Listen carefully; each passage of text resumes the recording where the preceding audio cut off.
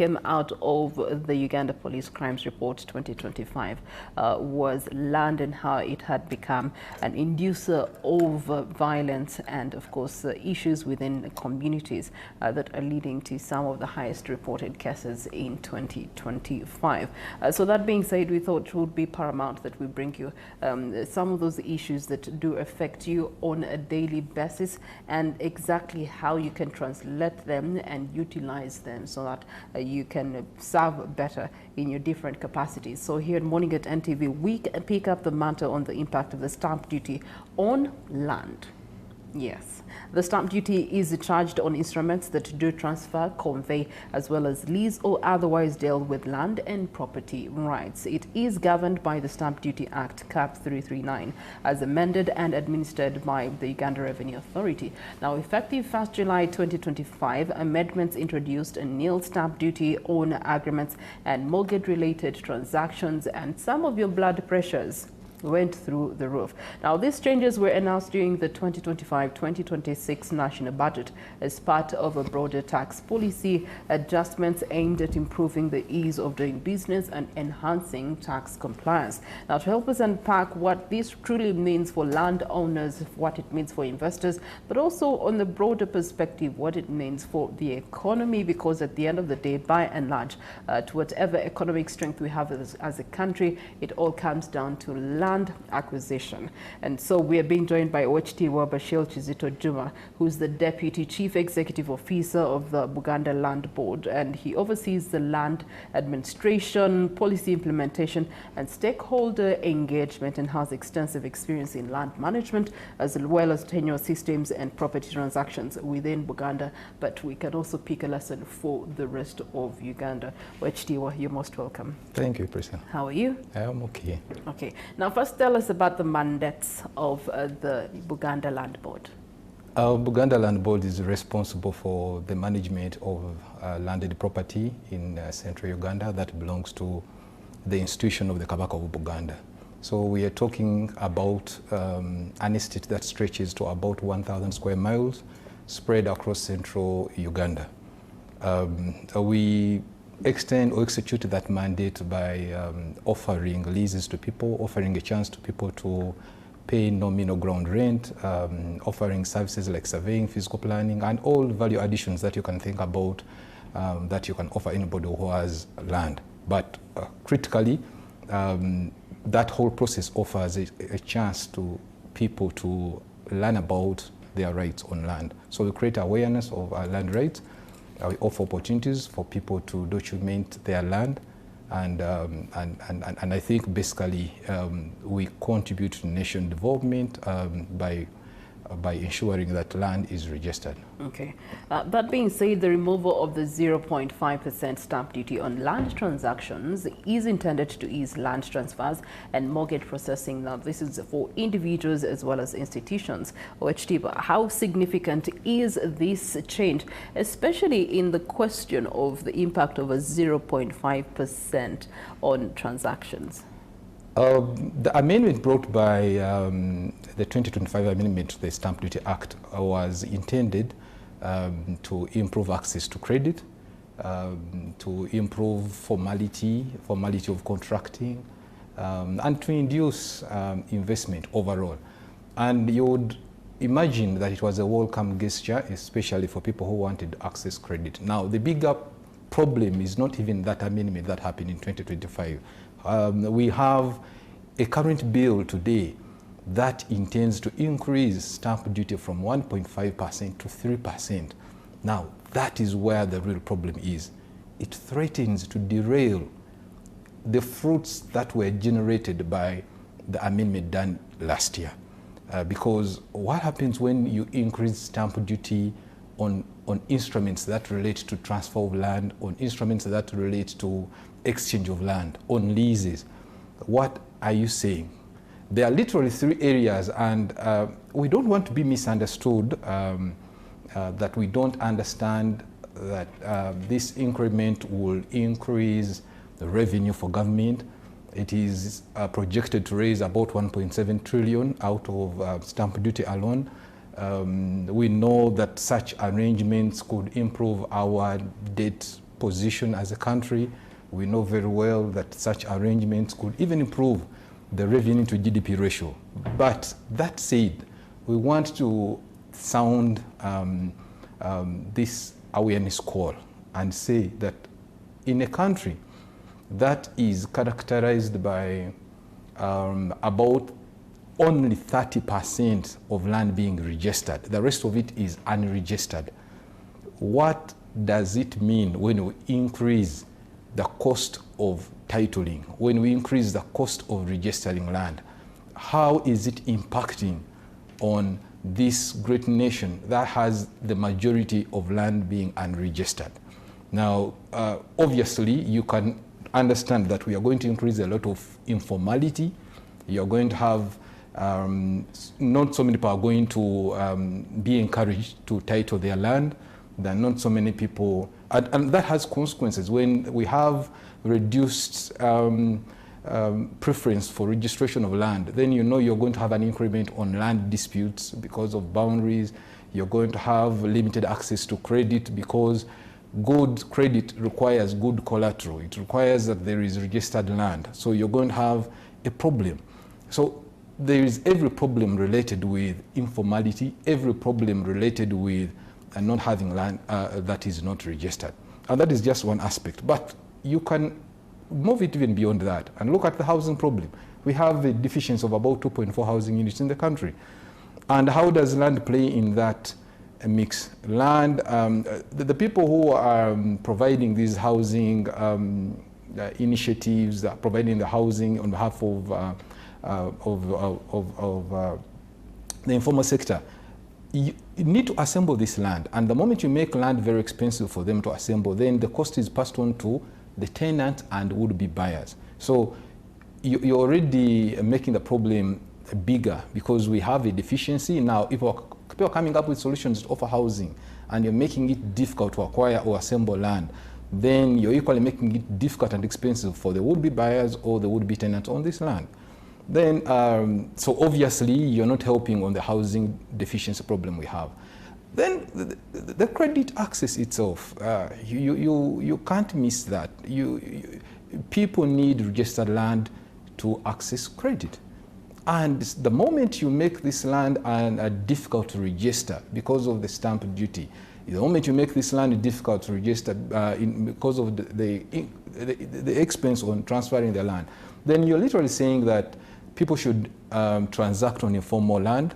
They should give up on the registered land.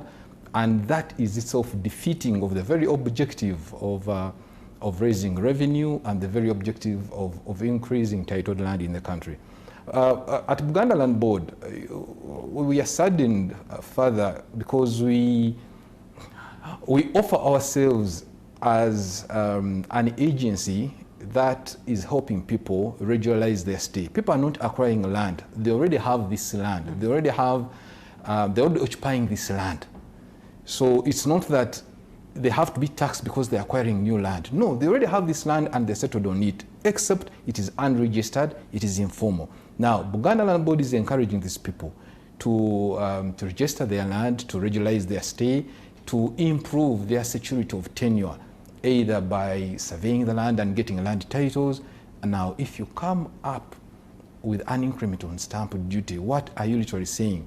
You're telling these people that you don't have to improve your position, that your security of tenure, however threatened, can stay the way it is, or else you are running a risk of this expense that is going to be passed on you. Because as it is, even if a person acquiring a lease must pay stamp duty. So any increment in that process of titling would obviously impact on these settlers. Now, it defeats the logic. Government on one side is saying, let us improve security of tenure, let us improve registration of land. And government is running projects. We have the SLAC project, we have freehold titles being issued and the conversion from customary to freehold. But now all this is being threatened. The very essence is being threatened by this increment on taxes. So the proponents obviously will argue that it is long overdue. The last amendments happened in 2016. So 10 years later, how can it be wrong to increase? Or even some will probably say still better than the region. Kenya is offering bigger percentages on stamp duty. At 4%, it is bigger than what is even proposed for 3%. And we're saying, yeah, that could be true. But the thing is, we must look at this in the Ugandan context. We have our own dreams. We know that development is driven by registered land. So under such context, therefore, we need to encourage every effort that can lead to better registration of land. So all roadblocks within the process of titling, within the process of leasing, within the process of regularization of land should be carefully contemplated before we go into implementation. Except for the argument of that it's been long overdue, I know that you have had meetings with the stakeholders that have come up with this proposal, and I want to find out from you, what have they put forward as, and what informed their decision to come up with this increment that is really a double increment? Yeah, largely because, I mean, we can understand if it's a gradual, we know, mpoda. Yeah. But if it's a whole double figure, then it's definitely causing a lot of pressure. What informed their decision? Yeah, that is very, very, very true, because when you look back, the recommend was from 1% to 1.5 then. So now doubling obviously is very troubling for anybody. Anybody should be concerned. But what they literally say are two things. One, to discourage speculation, because there are so many land agents, brokers, etc., who speculate. So they buy land, and this is supposed to be a stopgap for them not to speculate further, because they know that it is going to cost them anyway. But of course, the other is what I mentioned earlier, the 1.77 trillion, that is an addition to revenue sources to the country. So it is a tension, a conflict between raising revenue versus the bigger objectives of having registered land. This would be okay if it came 10 years later from now, when we have increased the rate, the portion of people who have registered land in the country. Then you would have a bigger base to tax. But now we have just under 30% of land being registered. We have just about 17% Ugandans who have any form of registration of land. And just half of that have land titles. So you are constraining the positive movement of letting people acquire registered land. So you're constraining the would-be harvest in the future, because if you don't let this grow, then you probably won't have a bigger base to tax and get bigger revenue. Okay. So and that's why you want government to understand us, that we know stamp duty is nice. It's a good way of raising the tax, because even its administration is cheap. You only wait at the bottleneck of registration of land and you collect. That is beautiful, but we must be mindful of the other things we are going to strive for. You see, speaking of being mindful, we have to be mindful that government is looking for 1.7 trillion Ugandan shillings. And if they've seen a window of opportunity where they can get that through taxation, well and good for them. But land and mortgage transactions, which they were often actually involve high value assets. This whole situation sees us transferring such an essential asset to the wealthy of the rich. We see it increasing land grabbing, which is already an issue for Central, where Uganda falls by and large. And it favors more those that have something in the pocket than the ordinary Ugandan who simply just needs to formalize their ownership of a land. Yeah, and that is the irony, because the 2025 amendments were supposed to improve access to credit. And thankful to government, it scrapped stamp duty payment to nil, from about 1% to nil, from 0.5% to nil. And that was a welcome gesture. But who is benefiting from such tax benefits of scrapping the stamp duty? You have already said it, the people who have better assets in the prime areas.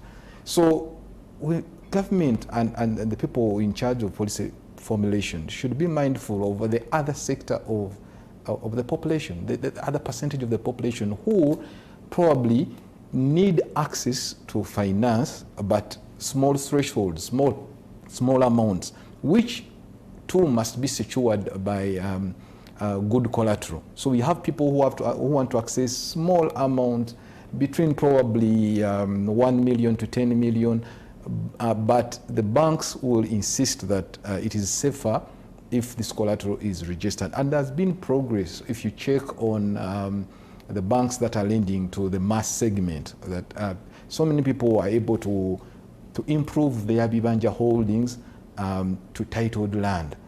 Now, sadly, these increments in stamp duty are going to be a thorn in their path, because as you can see, it's going to impact on the cost of making the leases. It's going to impact on the cost of, and you see, when you look at, especially if you specialize in the central region, where the biggest problem is the relationship between Milo owners and the Bibanja people. Government, through its national land policy, came up with 4 options where this relationship can be regulated. Either there is a buyout, the owner could buy out the complete interest of the Chimanja owner, or vice versa, or the sharing, they could share the land and such that they all get registered land, or they could lease. Now, all those 3 options have stamp duty involved in them, except the other option of payment of nominal ground rent, which is not as secure because of lack of the benefits of titling. The land is not surveyed, it is not titled. So yes, it's nice as an option, but it's not as safe in terms of security of tenure. So these other 3 options are all going to be impacted by this increment on stamp duty. So I think that is ironic, because government on one hand wants to improve this relationship, and on the other hand, it is coming up with efforts that are totally going to destroy this already sad situation. And on that note, we have to balance the board. So I know that as the Buganda Land Board, you do have recommendations that are ready for you to share with government on how best both sides of the table can be satisfied with the issue of land and it being an opportunity for government to get revenue. What would be those recommendations? We think that to begin with, the capital gains tax, that has already offered some cap. There's a proposal to tax capital gains if you've made a land transaction and benefited from the sale. You have benefited from the gain in the value of that land you bought and then sold. Then you should pay some tax. That is okay, because that has exceptions. It doesn't touch land that is inherited. It doesn't touch land that was part of somebody's home. If they're selling what was their home, then there is no capital gains. We think that is fair, and government should raise revenue through the capital gains tax. But in regard to stamp duty, I think exceptions are necessary. For people leasing land, like we are offering leasing opportunities for people who already have Bibanja holdings. They're not into any business. They're simply improving value on their land. They're simply securing their tenure. There should be exemptions on such people. And then 2, for people who equally are acquiring land for the first time, we have, I mentioned earlier, the housing deficit and how people are helping. There are people building, but there are even other people who are offering parceled land to portions that people can afford to pay. Chukumi quarter and 50 by 100 feet, probably in the range of the 10 to 30 million. They are equally trying to help on the housing deficit problem. Now, the first-time owners should equally fall under some exemption of some kind. Then that way, we would be balancing the board. We would be achieving the benefits of having the greater majority of people having registered land, while equally attaining the revenue objectives of the state. So that being said, this, I know, is still a proposal, but should it take effect in the next financial year? Should Parliament sit down and find it viable because at the end of the day, with the donor funding reducing, or, foreign money coming in is reducing, we must look to local revenues or domestic revenues to be able to keep the country afloat. Our budget for the next financial year has gone up. So we have to see that both sides of the table do align accordingly. That being said, what would be the projections should it actually hold water through Parliament, it's approved and it's uptaken in the next financial year? What do you see as the collapse or the declines or the negative effects towards it? That is the case of an egg and a hen. It will be a case of government eating its eggs, and that would mean that we won't have future hens we won't have more hens in the future, because such a scenario going through, it would mean greater informality. We would maintain more informality on land transactions. It would mean more land conflicts and disputes. We already have enough, but you can imagine if people are opting not to register their land, then you're likely to have bigger disputes on land. That is likely to increase. We are likely to see land grabbing, more situations of land grabbing, increase in the central region and even other areas, because there's a call for registering land even in eastern and northern Uganda. So even the areas that have had customary land are slowly turning into registered land. So we are going to see the exportation of conflict to even those areas. Then we are likely to have a burden on the mortgage business, because it was trying to improve. We are seeing greater numbers because of the amendment I mentioned of 2025. Now this is going to the supply chain. It is trifling, because titling is like the conveyor belt. You need the titles to enjoy the mortgage rates that you have scrapped. Now, if they are not land titles, then the benefit you created is even not of any use. So we are likely to have more problems in regard, reduced mortgaging, and ultimately it is a disincentive to investment. Okay. Local or foreign, you're going to have low investment. All right, OHTV, what would be your call to action and also your closing remarks? Yeah, we're employing our members of Parliament, because we are at the stage where Parliament now is instrumental in for any changes in the bill. We're imploring members of Parliament to scrutinize some of the things we've talked about, look to this bill beyond just the objectives of providing finance, but equally to the social harmony, the security of tenure, to the livelihood of the people they represent, such that you can come up with measures that balance the boat, measures that can offer double rewards to both ends of this coin. As Buganda Land Board, we are sounding an alarm, a warning to the members of Parliament that, look, this is likely to be a problem for our people. Our people want to improve the security of tenure, and if we don't help them, then we are likely to keep them in the state that they're in, or even worse.